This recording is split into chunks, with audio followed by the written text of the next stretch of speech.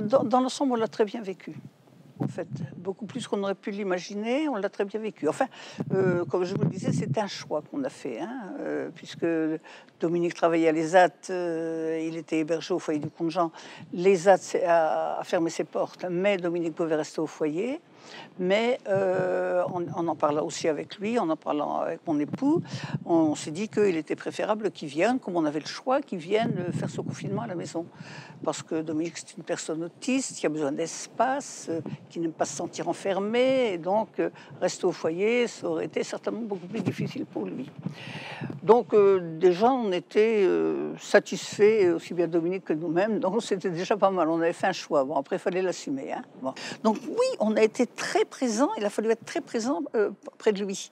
Alors que ça a changé notre vie, oui, ça l'a changé, obligatoirement. Ça n'a pas pu ne pas la changer, ça l'a changé obligatoirement. Hein, bon.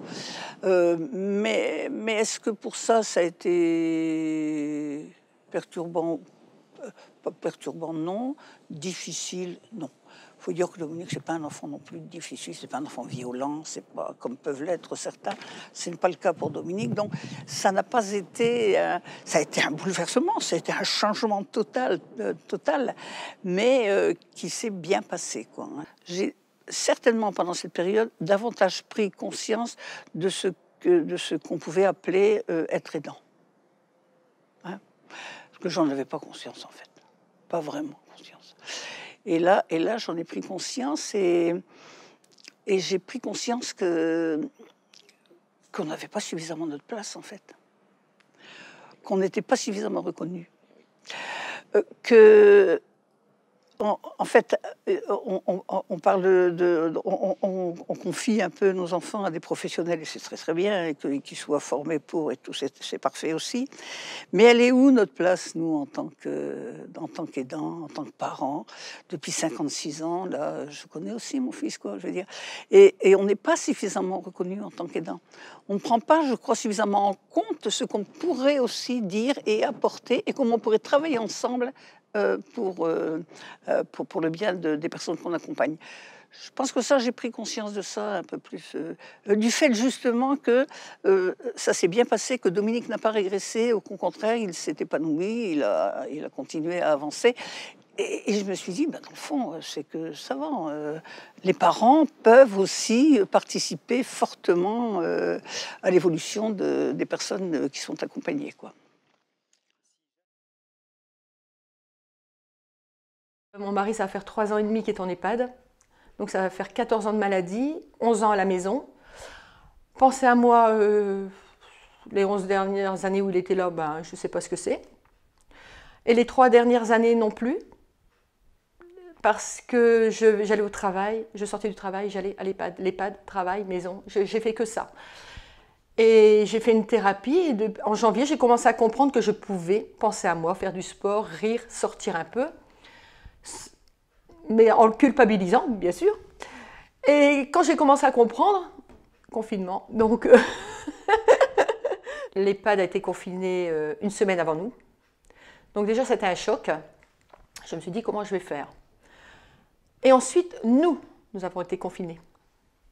Donc, doublement, je me suis dit, mais comment on va faire pourvu qu'il ne tombe pas malade? Et j'ai eu cette peur. Cette peur de le perdre sans le revoir. Au début, c'est ce qui m'est tombé sur la tête. De la peur de le perdre sans que... Comme je lui ai toujours promis de l'aider jusqu'au bout, j'ai eu cette peur. On a pu aller les voir, mais à travers une vitre. Et ça, c'était dur. C'était dur parce que on avait des masques, ils ne comprenaient pas. On n'avait pas les... Ils ne voyaient pas nos réactions, on ne se comprenait pas. Il voulait me toucher à travers cette vitre, c'était compliqué, c'était très très compliqué. J'y allais 2 fois par semaine. Et ensuite, ils ont eu une bulle. Une bulle dans laquelle je suis allée 2 fois.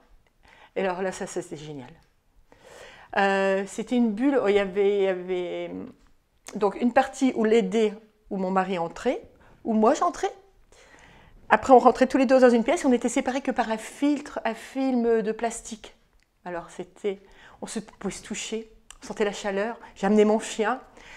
Et là, j'ai commencé à revivre un peu parce que je voyais qu'il était bien, même s'il avait il était un peu plus, comment vous dire ça, démuni, il était un peu quand même, sa santé n'était plus ce qu'elle était 3 mois auparavant, c'est normal. Hein.